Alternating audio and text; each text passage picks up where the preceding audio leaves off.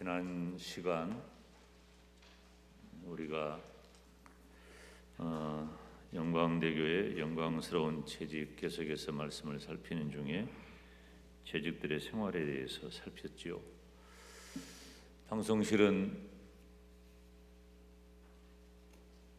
지금 띄워주셔야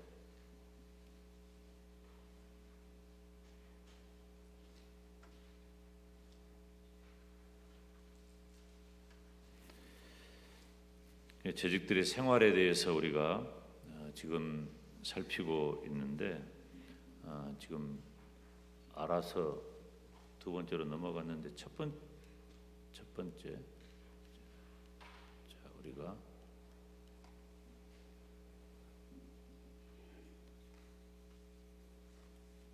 맨 처음으로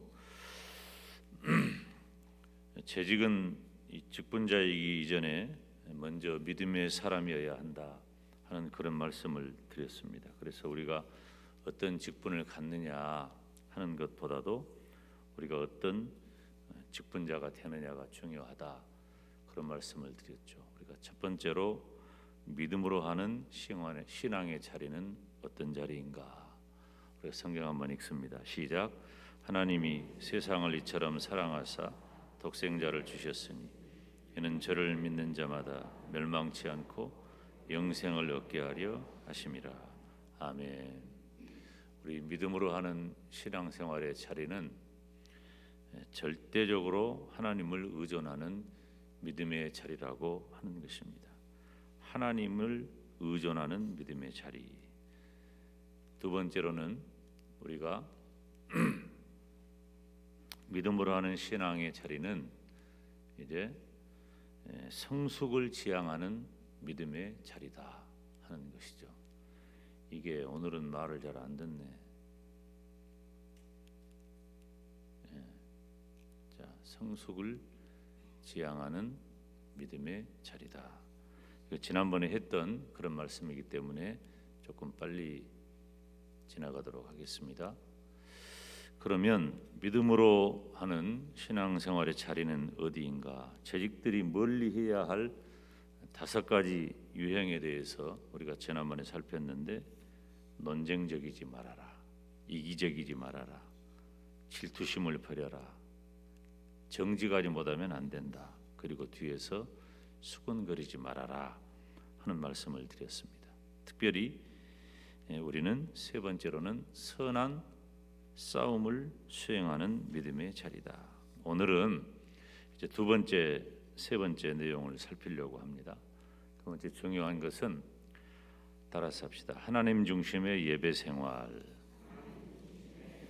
오늘은 예배에 대한 이야기를 잠깐 하려고 그럽니다. 이 예배가 뭐냐라고 할 때 예배의 참 뜻은 우리가 성경을 읽습니다. 로마서 12장 1절 말씀 시작. 그러므로 형제들아 내가 하나님의 모든 자비하심으로 너희를 권하노니 너희 몸을 하나님이 기뻐하시는 거룩한 산제사로 드리라. 이는 너희에 드릴 영적 예배니라. 아멘. 우리 예수님을 믿는 성도들이 믿음의 자리에 들어와서 가장 많이 하는 것이 바로 예배입니다. 그래서 예배에 빠지지 않고 등장하는 성경 구절이 요한복음 4장 24절과 로마서 12장 1절 말씀이죠. 특별히 우리가 예배를 드릴 때 그냥 예배가 아니라 참된 예배는 어떤 예배냐? 첫째, 하나님을 기쁘시게 해야 한다. 우리가 80년대 후반부터서 새로운 어떤 예배의 물결이 일어났는데, 그 경배와 찬양을 중심으로 해가지고 이 열린 예배라는 그런 용어가 한국 교회에 들어왔어요. 그래서 이제 예배 전에 혹은 예배 중에 그분들은 또 예배 전, 예배 중 이런 표현도 사실 사용하지 않아요. 저도 이제 그런 면에 있어서 예배를 준비 찬송이다. 준비 찬송이라는 표현도 사실은 저갑하지 않기는 하죠. 찬송은 그냥 찬송할 때 그 시간에 하나님을 찬양하는 것이니까. 그래서 우리가 용어를 잘 사용해야 되는데 예배를 준비하면서 하나님을 찬양하자. 뭐 의미가 크게 다르지는 않는데 용어의 디테일한 것들을 너무 많이 신경을 쓰는 거예요. 그러면서 이제 우리가 하나님 앞에 마음껏 찬양하고 또 이렇게 몰입을 하는 가운데 자칫 예배 주체가 말은 하나님이 예배를 받으신다고 하는데 실제로는 예배 주체가 하나님이 아니라 내가 되어 있는 경우들을 가끔 봅니다. 예배는 따라서 합시다. 하나님을 기쁘시게 한다. 여러분, 우리의 예배를 통해 하나님이 기뻐하시는 줄로 믿습니다. 그리고 또 한 가지는 우리의 예배를 통해서 우리가 받은 구원을 감사하는 거예요. 그래서 예배의 중요한 요인 중에 하나가 감사하는 것입니다. 하나님 감사합니다. 감사하는 거죠. 그리고 예배는 삶의 최고의 가치를 경험하는 행위예요. 이 세상에 예배하고 바꿀 만한 것은 아무것도 없어요. 그래서 우리는 전심으로 하나님을 예배하는 것입니다. 그런데 예배를 드릴 때 우리가 드려지는 그 예배가 어떤 예배일까요? 예배는 성령이 충만한 예배예요.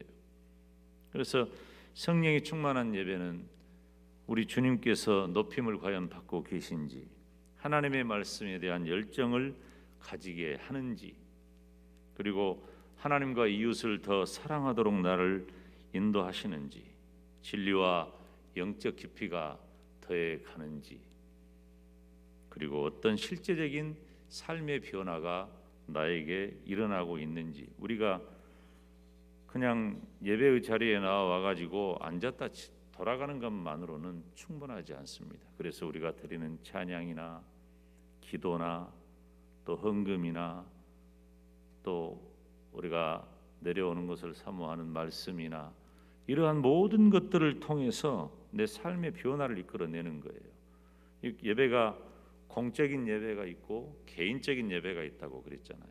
이 공적인 예배를 통해서는 바로 이러한 경험들을 하나님을 마음껏 높이고 또 하나님의 말씀을 사모하고 그리고 내 삶의 실제적인 변화를 이끌어내는 그런 과정이 공적 예배를 통해서 우리에게 이루어져야 된단 말이에요. 그리고 공적 예배가 마쳐진다고 내 인생이 끝나는 게 아니잖아요. 실제로 공적 예배가 마쳐진 다음부터서 시작되는 개인적인 생활이 다른 표현으로 말하면은 개인적인 예배란 말이에요. 그래서 우리는 한 순간도 허투루 지낼 수 없는 사람이 된 거예요. 따라서 합시다. 나는 예배자다. 여러분, 우리가 하나님 앞에서 나는 예배자입니다라고 거룩한 고백을 할 수 있어야 돼요. 우리가 공적인 예배 시간에 나와 앉아 있을 때도 성실하게 예배해야 합니다. 저도 새벽 시간에나 이렇게 제가 이 자리에 앉아서 예배 참석할 때 우리 목사님들 참 말씀 전하시는데 가끔 깜빡깜빡할 때도 있어요. 양심적으로 제가 말하는데 깜짝 놀랄 때도 있고 그런데 안 그러려고 부단히 애를 쓰죠. 피곤하면 그럴 수 있어요. 근데 습관적으로 그러는 건 너무 안 좋은 거예요. 여러분, 교회 와서 습관적으로 자지 마세요. 큰일 나요. 제가 결과가 좋지 않은 걸 너무 많이 경험을 했기 때문에 습관적으로 자지 마요. 눈이 감기려고 그러면 일어서요. 일어서서 벽에 서서 얼마나 아름답습니까? 졸리면 일어서 가지고 눈을 부릅뜨고 예배의 태도예요, 우리들이. 그래서 하나님 앞에 드려지는 그 예배를 통해 내가 충분히 은혜를 받아야 돼. 그래야 내 삶의 변화가 이끌어진다는 것입니다. 예배를 통해서 내 삶이 변화하는 놀라운 역사를 경험하기를 주님의 이름으로 축원합니다. 세 번째 주제는 온전한 헌금과 11조 생활에 관계된 거예요. 우리 재직들에게 정말 필요한 부분이죠. 이 헌금이라고 하는 것을 재직들과 떼어놓을 수가 없어요. 왜냐하면 재직들은 맡은 직분에 따라 헌신하는 분들이기 때문에 이 헌금 생활이 굉장히 중요해요. 저는 헌금에 대한 설교를 그렇게 많이 하지는 않습니다. 그렇지만 확고한 헌금 신앙을 가지고 있어요. 저 자신이 하나님 앞에 확고한 헌금 신앙을 가진 성도가 이건 하나님께서 명령하신 것이고 또 축복의 과정이기도 한다는 것입니다. 그래서 이 헌금 생활을 할 때 온전한 헌금과 11조 생활은 무엇이냐? 우리가 성경을 한번 읽습니다. 고린도후서 9장 7절 시작. 각각 그 마음에 정한 대로 할 것이요 인색함으로나 억지로 하지 말지니 하나님은 즐겨내는 자를 사랑하시느니라. 아멘. 하나님께서 우리가 헌금을 드릴 때 태도를 여기 오늘 본문에 분명하게 기록하고 있어요. 각각 그 마음에 정한 대로 해라. 자원해야 된단 말이에요. 헌금은 자원하는 겁니다. 그리고 인색함으로나 억지로 하면 안 돼요. 이건 마음이 불편한 거잖아요. 내가 헌금을 드릴 때 인색한 마음이 들거나 억지로 하는 마음이 들면 내 마음이 불편해요. 제가 가지고 있는 확신 가운데 하나는 성령께서 하시는 일은 마음에 평안이 있다는 거예요. 우리가 무슨 일을 할 때도 헌금뿐만이 아니라 무슨 일을 할 때도 다 마찬가지예요. 성령께서 하시는 일은 내 마음에 평안하다. 그런데 문제는 우리가 재직이라는 데 있잖아요. 직분자예요. 직분자는 이 교회를 실제로 이끌어가는 사람들이에요. 재직들은 교회의 모든 면을 다 그렇습니다. 헌금과 봉사와 특별히 이 헌금은 교회의 재정과 관계되어 있어서 연말에 이제 새해 예산을 세우는 모든 과정들의 재직들이 깊이 관여하고 기도하면서 준비한 것이기 때문에 이 헌금 문제는 단순한 헌신이 아니라 하나님의 거룩한 교회를 세워나가는 중요한 버팀목이 되는 것입니다. 여러분, 하나님은 즐겨내는 자를 사랑하시는 줄로 믿습니다. 그렇다면 우리가 온전한 헌금과 11조 생활은 무엇인가? 헌금은 우리 신앙의 표현이라는 거예요. 믿음이 없이 헌금하지 못합니다. 헌금은 단순한 물질이 아니에요. 그냥 돈이 아니에요. 그렇다면 돈이 많은 분들이 헌금을 많이 해야 되겠잖아요. 꼭 그렇지 않은 것을 저는 목회하면서 얼마든지 경험합니다.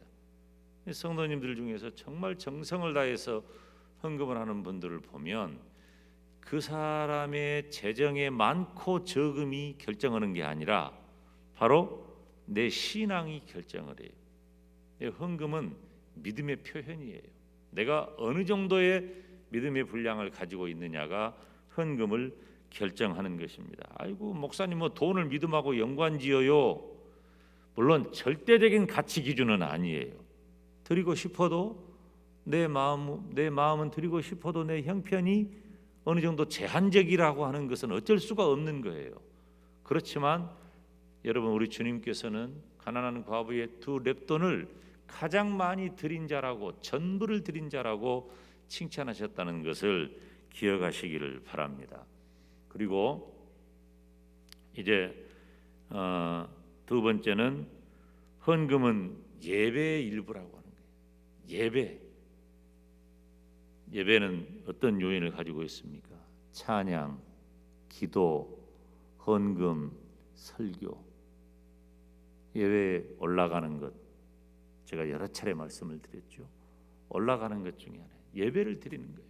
그래서 헌금을 준비하는 것은 예배를 준비하는 거예요. 내가 정말 잊지 못하는 것, 제가 이건 뭐 헌금에 대한 얘기를 할 때, 헌신에 대한 얘기를 할 때 내가 한두 번 얘기를 했던 것 같아요.